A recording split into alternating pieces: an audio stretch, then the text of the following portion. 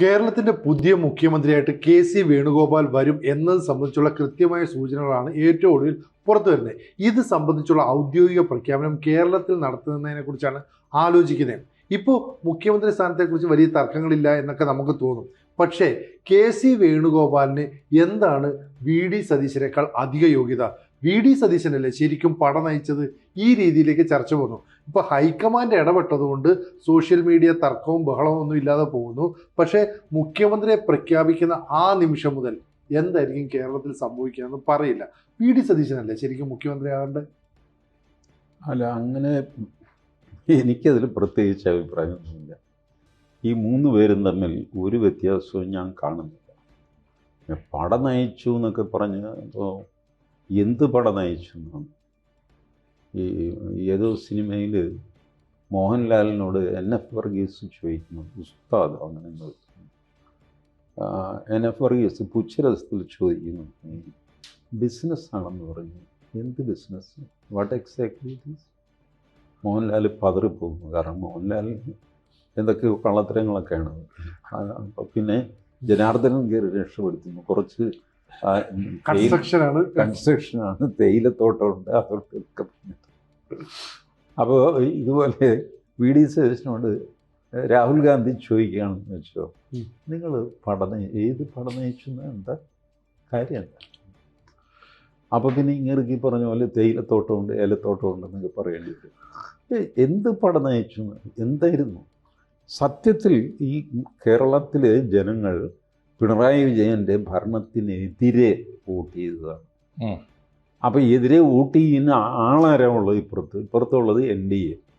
NDAക്ക് vote ചെയ്ത് ഈ അടുത്ത കാലത്തേക്കും അവർ ഗുണം പിടിക്കുമെന്ന് തോന്നുന്നില്ല. അപ്പോൾ പിന്നെ കോൺഗ്രസ് അതങ്ങോട്ട് ചെയ്തു. ഇതാണ് സംഭവിച്ചിരിക്കുന്നത്. അല്ലാതെ ആരും പട നയിച്ചിട്ടോ പണ്ടാരം നയിച്ചിട്ടോ ഒന്നുമല്ല. UDFന്റെ NDAയുടെയും മെറിറ്റ് കൊണ്ട് ജയിച്ചതല്ല, നെഗറ്റീവ് വോട്ട് കൊണ്ട് അല്ല, നെഗറ്റീവ് വോട്ടാണ് ഇത് മുഴുവൻ. അപ്പോൾ പിന്നെ പട നയിച്ചു, തലപ്പാവ് കെട്ടി എന്നൊക്കെ പറഞ്ഞിട്ട് അല്ല അവകാശവാദം ഉന്നയിക്കുന്നതിൽ കഥയൊന്നുമില്ല. അത് ശരിയാണ് ടി ജി. പക്ഷെ ഇപ്പോൾ നിലവിലുള്ളൊരു ഇഷ്യൂ, നമ്മുടെ തൊട്ട് മുമ്പിലുള്ള ഇഷ്യൂ, ഇപ്പോൾ സിനിജി പറയാൻ ശ്രമിച്ചൊരു കാര്യം, കേരളത്തിൽ വന്ന് പ്രഖ്യാപിക്കുന്നു എന്ന് വിചാരിക്കുക, പ്രഖ്യാപിക്കുന്ന കെ.സി. വേണുഗോപാലിൻ്റെ പേരായിരിക്കട്ടെ, പിന്നെ സംഭവിക്കുന്നത് എന്തായിരിക്കും? അതാണ് പ്രശ്നം. 2-3 കാര്യങ്ങൾ വലിയ അപകടം ഉണ്ട്. ഈ ഹൈക്കമാൻഡിൻ്റെ നിർദ്ദേശങ്ങൾ പാലിക്കാൻ എല്ലാവരും ബാധ്യസ്ഥരാണെന്നാണുള്ള വെപ്പ്. അതിന് വി.ഡി. സതീശൻ്റെ വൃത്തങ്ങളിൽ ചോദിക്കുന്ന ഒരു പ്രധാനപ്പെട്ട ചോദ്യമുണ്ട്. ഇന്ത്യയിലൊട്ടാകെ പാർട്ടിയെ ശക്തിപ്പെടുത്തിയിട്ട് തോറ്റടിഞ്ഞ സംസ്ഥാനങ്ങളിലൊക്കെ തിരിച്ചു വന്ന ഒരു പാരമ്പര്യവും മാതൃകയും ഞങ്ങൾക്ക് കാണിച്ചു തരാനുണ്ടെങ്കിലല്ലേ ഞങ്ങൾ ഹൈക്കമാൻഡിനെ അനുസരിക്കേണ്ടതുള്ളൂ എന്നൊരു ചോദ്യം. രണ്ടാമത്തെ ഒരു സംഗതി എന്താണെന്ന് വെച്ചാൽ, ഇവര് ഇപ്പോൾ കെ.സി. വേണുഗോപാലിൻ്റെ പേര് പ്രഖ്യാപിച്ചാൽ ബാക്കി 2 പേർ, ഈ ത്രിമൂർത്തികളിൽ ബാക്കി 2 പേർ എന്ത് നിലപാടെടുക്കും? 3, കെ.സി. വേണുഗോപാൽ മത്സരിക്കുന്ന സീറ്റ് ഏതായിരിക്കും? ആ സീറ്റിൽ തോൽപ്പിക്കാനുള്ള പണികൾ ചെയ്യാനുള്ള ജാഗ്രത നടക്കുന്നുണ്ട്. അതിനേക്കാളൊക്കെ ഉപരി രാഹുൽ ഗാന്ധി ഇത് പ്രഖ്യാപിച്ചാൽ ഉടനെ കേരളത്തിലാകെ വലിയൊരു കലാപത്തിൻ്റെ അന്തരീക്ഷത്തിലേക്ക് കോൺഗ്രസ് പോയാൽ എന്തായിരിക്കും സ്ഥിതി? ഒന്നും പോകുന്നില്ല. അത് ആരെയാണോ മുഖ്യമന്ത്രിയായിട്ട് പ്രഖ്യാപിക്കുന്നത് അയാൾ ആ മൊമെൻറ്റ് മുതൽ അയാൾ ശക്തിമാനാണ്. അയാളുടെ കീഴിൽ പോലീസുണ്ട്, മറ്റൊരുപാട് സോഴ്സുണ്ട്. ആദ്യം സാറ് ചോദിച്ച ചോദ്യത്തിന് ഞാനൊരു കോൺഗ്രസ്സുകാരൻ്റെ ഭാഗത്ത് നിന്ന് മറുപടി പറയാം. എല്ലായിടത്തും തോറ്റുപോയി തിരിച്ചു വന്ന ഒരു മാതൃക ഉണ്ടെങ്കിൽ ഞങ്ങൾക്ക് കാണിച്ചതെന്ന് പറഞ്ഞില്ല. തിരിച്ചു വന്ന മാതൃകയാണ്. ഇന്നിപ്പോൾ നമ്മൾ സംസാരിക്കുമ്പോൾ ആന്ധ്ര ഒഴിച്ചുള്ള സൗത്ത് ഇന്ത്യയിൽ ഭരണകക്ഷി കോൺഗ്രസ്സാണ്. കൂട്ടുകക്ഷിയോ അല്ലെങ്കിൽ അതെ, കർണാടക കോൺഗ്രസ് ഭരിക്കുന്നു, തെലുങ്കാന കോൺഗ്രസ്, കർണാടക, തമിഴ്നാടും കൂട്ടുകക്ഷിയായി കേരളത്തിൽ ഭരണത്തിൽ വന്നു. ആകെ പോണ്ടിച്ചേരി മാത്രമാണ് പോയിരിക്കുന്നത്, ആന്ധ്ര ഇല്ല. അപ്പോൾ തത്വത്തിൽ സൗത്ത് ഇന്ത്യ കോൺഗ്രസിൻ്റെ കയ്യിലും നോർത്ത് BJPയുടെ കയ്യിലും. ഈ രീതിയിൽ കോൺഗ്രസ് തിരിച്ചു 44 സീറ്റായിരുന്നു കോൺഗ്രസിന് 2019. 2024 എത്തിക്കഴിഞ്ഞപ്പോൾ അത് 99ആയി. വെറുതെ ആയതാണ്, ഇരട്ടിയിലധികമായി. അപ്പോൾ ഇതൊന്നും അച്ചീവ്മെൻ്റ് അല്ലേ? ഉം.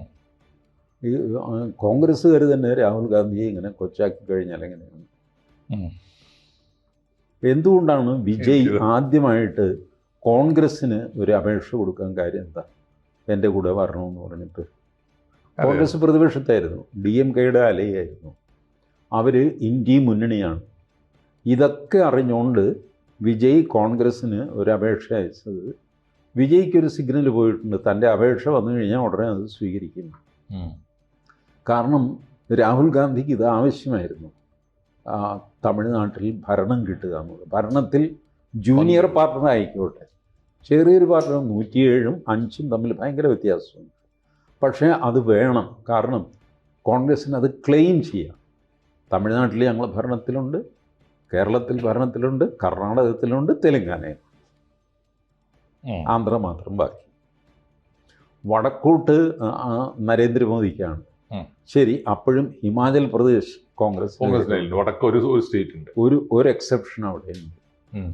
അപ്പോൾ മോദിക്കും പറയാനുണ്ട് പോണ്ടിച്ചേരി ഞങ്ങൾക്കുണ്ട്. പക്ഷേ പോണ്ടിച്ചേരിയിൽ നിങ്ങൾ ജൂനിയർ പാർട്ണറാണ്, ഹിമാചൽ പ്രദേശ് മൊത്തം സ്റ്റേറ്റ് ഞങ്ങൾ ഭരിക്കുക, പോണ്ടിച്ചേരി കേന്ദ്രഭരണ പ്രദേശമാണ്. അതുകൊണ്ട് മോദി അങ്ങനെ ഞെളിയണ്ട എന്നും പറയാം.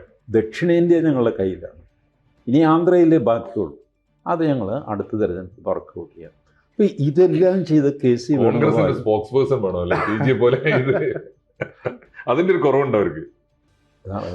ഈ ആളുകൾ പൊളിറ്റിക്സ് നിരീക്ഷിക്കാത്തതുകൊണ്ടാണ്. ഈ പൊളിറ്റിക്സിൽ നിങ്ങൾ വൈകാരികമായിട്ട് ഇടപെട്ട് കഴിഞ്ഞാൽ പിന്നെ നിങ്ങൾക്ക് ഈ പോയിന്റ്സ് നിങ്ങൾ സബ്ജക്റ്റീവ് ആവില്ല. കാരണം നിങ്ങൾക്കൊരു ഉദ്ദേശമുണ്ട്, രമേശ് ചെന്നിത്തലയെ മുഖ്യമന്ത്രിയാക്കണം. അതിൻ്റെ ആവേശത്തിൽ നിങ്ങൾ വേണ്ടാത്ത അബദ്ധങ്ങളിലെ ആർഗ്യുമെൻറ്റ്സൊക്കെ പോയി ചാടും. എനിക്ക് ഇതിൽ 3 ആര് പേര് വന്നാലും എനിക്കൊരു ചുക്കുമില്ല. കാരണം ഇത് 3 തുല്യമാണ് എന്നെ സംബന്ധിച്ചിടത്തോളം, ഒരു വ്യത്യാസമില്ല. പിന്നെ ഈ പട നയിച്ചു എന്നൊക്കെ പറഞ്ഞ് വേണ്ടാത്ത അവകാശം അതൊക്കെ കേൾക്കുമ്പോഴാണ് ഞാനിത് എന്താ കാര്യം എന്ന് ചോദിക്കുന്നത്. പക്ഷേ സതീശനെ ഇപ്പോൾ TG പറഞ്ഞതിനോട് ചേർത്ത് സതീശന് നിശബ്ദനാക്കുന്ന ഒരു സംഗതിയുണ്ട്. ഇതേ ഹൈക്കമാൻഡിന്റെ തീരുമാനം കൊണ്ടാണ് പലപ്പോഴും രമേശ് ചെന്നിത്തലയെ മറികടന്ന് ഇദ്ദേഹം പ്രതിപക്ഷ നേതാവായത്. ഹൈക്കമാൻഡിന്റെ തീരുമാനം അന്ന് സ്വീകാര്യമാണെങ്കിൽ എന്നും സ്വീകാര്യമാവണമല്ലോ. ഇദ്ദേഹത്തിന് അതിർത്തി ഉണ്ടാക്കുമ്പോൾ അത് അംഗീകരിക്കില്ല എന്ന് പറയുന്നത് ശരി ഉണ്ടാവില്ലല്ലോ. സാർ, ഒരു കോൺഗ്രസ്സുകാരന് ഹൈക്കമാൻഡിന്റെ തീരുമാനം ലംഘിച്ചിട്ട് കേരളത്തിൽ എന്ത് ചെയ്യാൻ പോകുന്നതാണ്? ഇപ്പോഴത്തെ അവസ്ഥയിൽ VD സതീശൻ ഒരു 50 MLA-മാരുമായിട്ട് പോയിട്ട് വേറൊരു പാർട്ടി ഉണ്ടാക്കാൻ പറ്റുമോ? MLA-മാരില്ലല്ലോ കൂട്ടത്തിൽ. Obviously KC വേണുഗോപാലിൻ്റെ കൂടെയല്ലേ MLA-മാർ. അത് KC വേണുഗോപാൽ സമർത്ഥമായിട്ട് കളിച്ചതാണ്. സമർത്ഥമായിട്ട് കളിച്ചതാണ്. അതിൽ തെറ്റെന്ത് സാർ? ഇങ്ങനെയല്ലേ രാഷ്ട്രീയത്തിൽ കളിക്കുന്ന ആൾക്കാർ? എന്നോടൊരു കമ്മിറ്റി വെച്ചോളാൻ സാറ് പറയുന്നു, മോഹൻദാസ് നോമിനേറ്റ് ചെയ്തു യുക്തം പോലെ എന്ന് പറയുന്നു. ഞാൻ എന്ത് ചെയ്യും? എനിക്കിഷ്ടപ്പെട്ട ആൾക്കാരല്ലേ അതിൽ വയ്ക്കുകയുള്ളൂ. പിന്നെ സാറ് വന്നിട്ട് എന്നോട് പറയും, തനിക്ക് ഇഷ്ടപ്പെട്ട ആൾക്കാർ. എന്നോട് ചെയ്യാൻ പറഞ്ഞാൽ ഞാൻ എനിക്ക് ഇഷ്ടപ്പെട്ട ആൾക്കാരെ, എനിക്ക് വിശ്വാസമുള്ള ആൾക്കാരെ ഞാൻ വയ്ക്കും. അതിൽ തെറ്റെന്താ? അപ്പോൾ സ്ഥാനാർത്ഥി നിർണയത്തിൽ KC വേണുഗോപാലിന് മുഖ്യമന്ത്രി ആവണമെന്നുണ്ട്. അപ്പോൾ KC വേണുഗോപാലിനെ അനുകൂലിക്കുന്നവരെ പുള്ളി വെച്ചു. അതിലൊരു തെറ്റും പറയും. സതീശനായിരുന്നെങ്കിൽ അയാളത് ചെയ്തേനെ. അതെ. പക്ഷേ TG, കോൺഗ്രസിന്റെ ഹിസ്റ്ററിയിൽ ഏറ്റവും വേസ്റ്റ് ആയിട്ടുള്ള ഒരു മാതൃകയാണ് ഇപ്പോൾ ഇവർ പിന്തുടരുന്നത്. ഗ്രൂപ്പ് കളിച്ചാണ് ഇവർ ഇല്ലാതായത്. ഇപ്പോൾ രാജസ്ഥാൻ പോലുള്ള വലിയ സംസ്ഥാനങ്ങൾ, ഏറ്റവും വലിയ നല്ല ഭൂരിപക്ഷത്തിന് ജയിച്ചുകൊണ്ടിരുന്ന സംസ്ഥാനങ്ങളാണ് ഗ്രൂപ്പ് കളി കൊണ്ട് മാത്രം നശിപ്പിച്ചു പോയതാണ്. ഇപ്പോൾ ഇവർക്ക് ദീർഘകാലത്തെ 10 കൊല്ലത്തിന് ശേഷം തിരിച്ചു കിട്ടിയ കേരളവും അതേ പരുവത്തിൽ ആ പാഠത്തിൽ തന്നെ തുടർന്നാൽ മതിയോ? എങ്ങനെയാണ് സാർ? ഗ്രൂപ്പ് കളി ഒരു പരിധിവരെ പാർട്ടികളുടെ വളർച്ചയെ സഹായിക്കും, അധികാരത്തിലെത്താനും സഹായിക്കും ഒരു പരിധിവരെ. അതാണ് കരുണാകരൻ ആന്റണി ഗ്രൂപ്പ് കളി. അതിൽ കോൺഗ്രസ്സിന് പരിക്കൊന്നും പറ്റിയിട്ടില്ല. കോൺഗ്രസ് ഓരോ തവണയും ഓൾട്ടർനേറ്റ് ഇതിൽ അധികാരത്തിൽ വന്നുകൊണ്ടിരുന്നു. അതിനെപ്പറ്റി ഒരാൾ PhD എടുത്തിട്ടുണ്ട് കോൺഗ്രസ്സിലെ ഗ്രൂപ്പ് കളി. ആക്ച്വലി കേരള യൂണിവേഴ്സിറ്റിയിൽ പൊളിറ്റിക്കൽ സയൻസ് ഒരു ഐ തിങ്ക് ഒരു രാധാകൃഷ്ണ കുറുപ്പ് കുറേ വർഷങ്ങൾക്ക് മുമ്പാണ് അദ്ദേഹത്തിൻ്റെ തീസിസ് പ്രസിദ്ധീകരിച്ചിരുന്നു. എൻ്റെ കയ്യിലുണ്ട് അത്. അതിൽ അദ്ദേഹം എസ്റ്റാബ്ലിഷ് ചെയ്യുന്നു ഗ്രൂപ്പ് കളി കൊണ്ട് ഇവർക്ക് 1982 മുതൽ 96 വരെയുള്ള കോൺഗ്രസ്സിലെ ഗ്രൂപ്പ് കളിയും നടന്ന തെരഞ്ഞെടുപ്പും അതിൽ കിട്ടിയ സീറ്റും ഒക്കെ അനലൈസ് ചെയ്തിട്ട് ഗ്രാഫ് ചാർട്ട് ചെയ്ത് സയൻറ്റിഫിക് സ്റ്റഡിയാണ്. സോ ഗ്രൂപ്പ് കളി ഒരു മോശം കാര്യമല്ല പാർട്ടികൾക്ക് ഒരു പരിധിവരെ. അത് കഴിഞ്ഞ് ഇവർ അന്യോന്യം പാരവയ്ക്കാൻ തുടങ്ങും. ഗ്രൂപ്പ് മറന്നിട്ട് മറ്റേ ഗ്രൂപ്പിനെ ഇല്ലാതാക്കാനുള്ള ഏർപ്പാട് തുടങ്ങും. അപ്പോഴാണ് ഇവർ തോറ്റുപോകുന്നത്. ആ തരത്തിലേക്ക് ആൻ്റണിയും പോയിട്ടില്ല, കരുണാകരനും പോയിട്ടില്ല. പോയി കരുണാകരൻ, പിന്നെ കരുണാകരൻ എങ്ങും അല്ലാതെ ഇല്ലാതായിപ്പോയി. കരുണാകരൻ ഇല്ലാതായി. വേറെ പാർട്ടി ഉണ്ടാക്കാനും ഇതിനൊക്കെ പോയി കൈവിട്ട കളിയായിപ്പോയി. ആൻ്റണി അത് ചെയ്തില്ല. ആൻ്റണി ആദ്യം ഇത് ചെയ്തിരുന്നു. ആദ്യം പാർട്ടി വിട്ടു പോയത് ആൻ്റണിയാണ്. ചിക്കമംഗളൂരിൽ ഇന്ദിരാഗാന്ധിയിൽ നിന്നും വേറെ പോകുക, കോൺഗ്രസ് ഉണ്ടാക്കുക, ആ കോൺഗ്രസ് നയനാർക്ക് പിന്തുണ കൊടുക്കുക. ഒരു കൊല്ലം കഴിഞ്ഞപ്പോൾ മാണി ഗ്രൂപ്പും കോൺഗ്രസും നയനാർ മന്ത്രിസഭയിൽ നിന്ന് രാജിവെക്കുക. ഇങ്ങനെ മരിക്കുന്നവരെ നയനാർ ഇത് പറയുമായിരുന്നു, കെ എം മാണി ചതിയനാണ്, എന്നെ ചതിച്ചവനാണെന്നൊക്കെ. അപ്പോൾ ഈ ഹിസ്റ്ററിയൊക്കെ ആൻ്റണിക്കും ഉണ്ട്. എന്നൊക്കെ ഇവർ കൈവിട്ട കളി കളിച്ചിട്ടുണ്ടോ അപ്പോഴൊക്കെ ഇവർ തോറ്റിട്ടുണ്ട്. അതല്ലാതെ ഹെൽത്തി ഗ്രൂപ്പിസം ഒരു പാർട്ടിക്ക് ഹെൽപ്ഫുള്ളാണ് പലപ്പോഴും. അങ്ങനെ ഗ്രൂപ്പിസം ഉണ്ടായിരുന്ന സ്ഥലമാണ് മധ്യപ്രദേശ്. B J P. എന്നിട്ട് അവരത് 3-2 ഭൂരിപക്ഷം വരെ കിട്ടി. പിന്നെ ആ ഗ്രൂപ്പ് നേതാക്കൾ 2 പേരും മരിച്ചുപോയി. അതിനുശേഷമാണ് ഗ്രൂപ്പിസം ഇല്ലാതെ. ഒരുപാട് ഗ്രൂപ്പിസങ്ങൾ ഈ 2014 മോദി അമിത്ഷാ കൂട്ടുകെട്ട് പാർട്ടി ഏറ്റെടുത്തതിന് ശേഷമാണ് ഒരുപാട് സ്ഥലത്ത് ഗ്രൂപ്പിസം ഇല്ലാതെ ആയത്. ഇപ്പോഴും ഉണ്ട്. രാജസ്ഥാനിൽ വസുന്ധര രാജയുടെ ഒരു ഗ്രൂപ്പൊക്കെ ഉണ്ട്. അത്ര സ്ട്രോങ് ഒന്നുമല്ല. അപ്പോൾ ഗ്രൂപ്പ് ഒരു മോശം കാര്യമൊന്നുമല്ല. ഒരു പരിധിവരെ പാർട്ടിയെ ജീവനോടെ നിലനിർത്തുന്ന ഗ്രൂപ്പാണ്. ഒരു വാശി ഇതൊക്കെ ഉണ്ടാവും, ഗ്രൂപ്പ് ഉണ്ടാവും. പക്ഷേ അത് കൈവിട്ട രീതിയിൽ തെരുവിലേക്കൊക്കെ ഇറങ്ങി യുദ്ധമായി കഴിഞ്ഞാൽ വലിയ നാശം.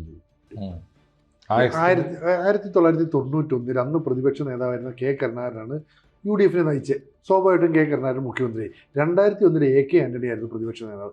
അന്ന് അദ്ദേഹം നയിച്ചപ്പോൾ മുഖ്യമന്ത്രി. പിന്നീട് ഉമ്മൻചാണ്ടി അദ്ദേഹം പ്രതിപക്ഷ നേതാവായി നയിച്ചു, മുഖ്യമന്ത്രി. അങ്ങനെയാണെങ്കിൽ VD സതീശൻ മുഖ്യമന്ത്രി ആകാനുള്ള സാധ്യതയല്ലേ? KC വേണുഗോപാലിനേക്കാൾ കുറച്ചുകൂടി. ഇവരൊക്കെ മുഖ്യമന്ത്രിയായത് പ്രതിപക്ഷ നേതാവായിരുന്നു എന്നുള്ള ക്വാളിഫിക്കേഷൻ വെച്ചിട്ടൊന്നുമല്ല. കോൺഗ്രസിൻ്റെ അനിഷേധ്യ നേതാവ് കരുണാകരനായിരുന്നു, അദ്ദേഹം. ഉമ്മൻചാണ്ടി ആയിരുന്നു, അദ്ദേഹം. ആന്റണി ഇപ്പൊ അങ്ങനെ ഒരു നേതാവില്ല. ഔട്ട്സ്റ്റാൻഡിംഗ് ആയിട്ടില്ല. അതാണ് ഔട്ട്സ്റ്റാൻഡിംഗ് നേതാവില്ല. ഉമ്മൻചാണ്ടി മരിച്ചതിന് ശേഷം ഒരു തലയെടുപ്പുള്ള ഒരു നേതാവ് എന്ന് പറയാൻ ആളില്ല.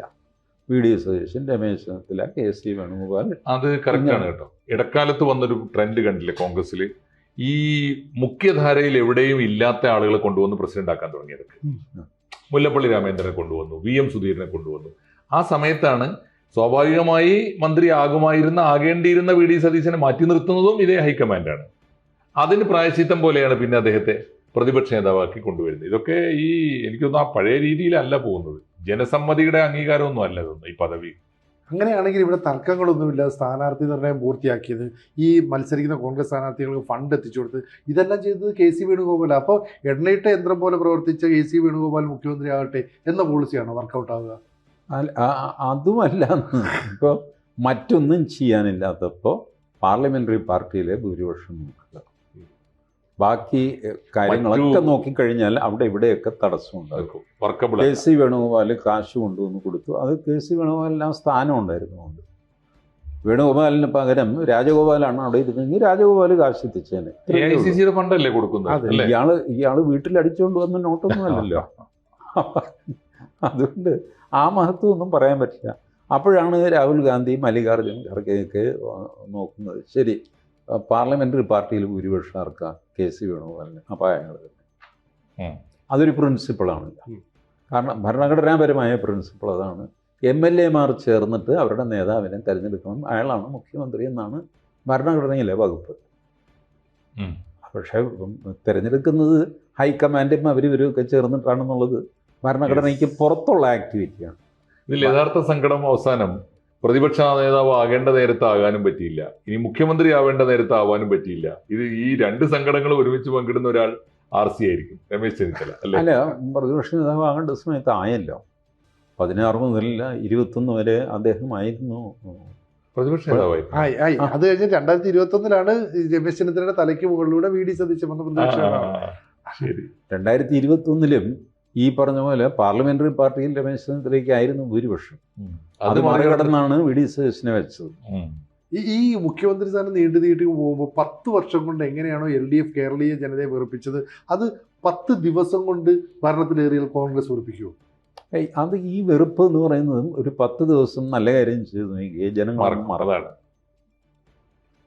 ഈ KC വേണുഗോപാലിൻ്റെ ഇത് ഈ ഉപതെരഞ്ഞെടുപ്പിൽ എവിടെ അതൊക്കെ വരട്ടെ. 6 മാസമില്ലേ, 6 മാസം രാഷ്ട്രീയത്തിൽ വലിയൊരു കാലയളവാണ് ഉണ്ടാക്കിയെടുക്കും. ഒരുപാട് കാര്യങ്ങൾ സംഭവിക്കാൻ പറ്റില്ല.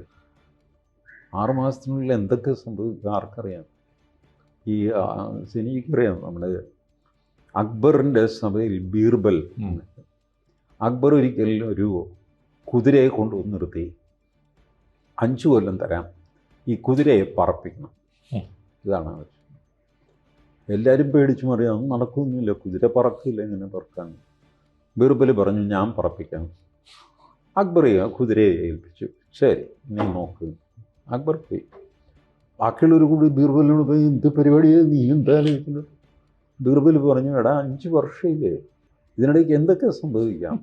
അക്ബർ മരിച്ചു പോകാം, ഞാൻ മരിച്ചു പോകാം, കുതിര മരിച്ചു പോകാം, പിന്നെ പറയാൻ പറ്റില്ല കുതിര പറന്നൊന്നും വരും. 5 വർഷം കിടക്കുകയല്ലേ. ഇതുപോലെ രാഷ്ട്രീയത്തിൽ 6 മാസം കിടക്കുകയാണെങ്കിൽ എന്തൊക്കെ സംഭവിക്കാൻ ഇതിനിടയ്ക്ക്. അതുകൊണ്ട് ഉപതെരഞ്ഞെടുപ്പിൽ തോറ്റുപോകുമോ, ഉപതെരഞ്ഞെടുപ്പ് ആലപ്പുഴയിൽ ശോഭാ സുരേന്ദ്രൻ മത്സരിച്ചു കഴിഞ്ഞാൽ MP സ്ഥാനം പോകും. ഇതൊക്കെ 6 മാസം കഴിഞ്ഞല്ലേ എന്ന് വരട്ടെ, നോക്കാം നമുക്ക്. തീർച്ചയായും പറയാൻ പറ്റില്ല MP ജയിച്ചു എന്ന് വരും.